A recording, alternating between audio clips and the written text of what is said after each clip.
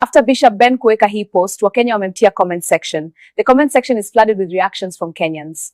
May a beautiful gate open today in your life. Name it, claim it, take it. It's open now. Receive it.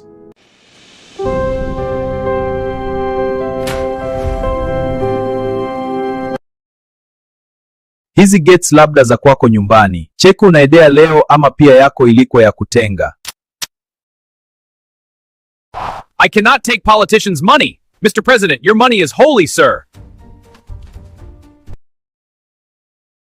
I don't understand why we have gates in heaven manned by angels to secure God. It's the same way I don't understand your statement. What will it profit a man if he gains the whole world and lose his soul? Be honest, Joy has all the reasons za kuvuta kidukulu as per allegations.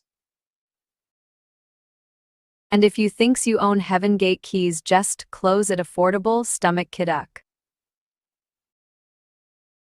Until the day someone will tell me why heaven have doors, gates and angels guarding them, I will believe whatever comes from Con, men who calls themselves the man of God.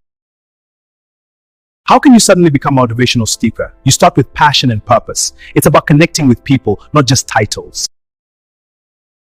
Only the poor are possessed by demons. You'll never see a rich man rolling a church's floor. Grace is sufficient when sin isn't pre-planned for repentance and validation. Hii yako ni ukora tu mingi. Wakenya jamani, mumempasha Bishop bila huruma. Basi Bishop kiboko ya kujichapa haina uchungu, ulisema bora upate pesa. Namalizia na kuwaomba Wakenya wasikufe moyo, Mungu yuko. Kwaheri.